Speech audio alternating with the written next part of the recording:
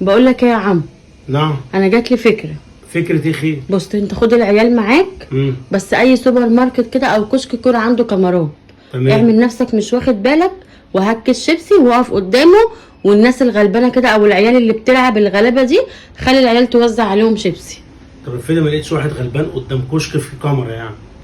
اتصرف يا عم. طب ده ليه اتصرف يعني ده كله نفسك. يا بنتي؟ البت هايدي بتاعت كيس الشيبسي دي مالها؟ عارفها؟ الفيس كله بيعمل يتكلم عنها كل شويه، عماله تطلع في قصر الكبابجي وبهيج بتاع السمك. واحنا شعب زيوط.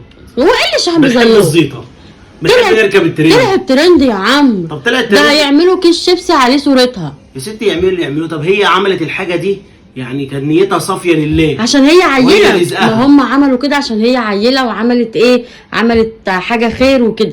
احنا برضو هنعمل ان العيال بقى عايزه توزع شيبسي زي هايدي، هيقوموا واخدينهم هم كمان. ده بص يا عم، ده بص خالص خالص خالص. بصي بقى يا ستي، عملنا لك صينيه ما شاء الله تبارك الله باسم هايدي. شوف.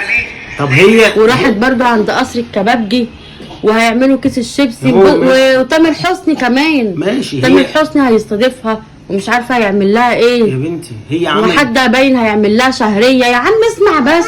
انا معاكي في ده كله. هي عملت الحاجه دي، عملتها لله، كان نيتها صافيه. ربنا كرمها والفيديو الراجل نزله وانتشرت.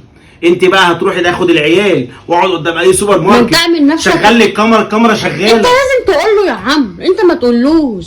انت ايه لما حد يسالك قول اصل البت شافت هايدي ومصممه تعمل زيها وكده هياخدوها برضو معاه. هوفق انا ازاي راجل غلبان وكشك وكاميرا وكل الكاميرا يا عم يمكن البت تطلع ترند زي هايدي. ممكن تطلع ترند زي هايدي.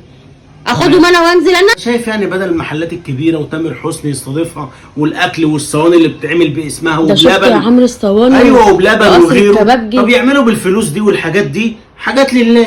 يشوفوا الشحاتين الكتير اللي في الشوارع ويدوهم الحاجات دي لله، بدل ما احنا بنزيد في الزيطه ونركب الترند على الفاضي. يا عم احنا بالنا بقى، احنا عايزين نطلع الترند زيها وخلاص، نعمل اي حاجه كده وخلاص.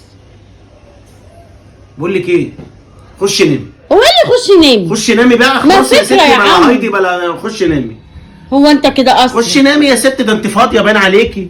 قال خد العيال وهات لهم كرتون شيبسي يوزعوها، واهم حاجه الكاميرات تكون شغاله. ايش ضمننا انا؟ يلا يا ستي.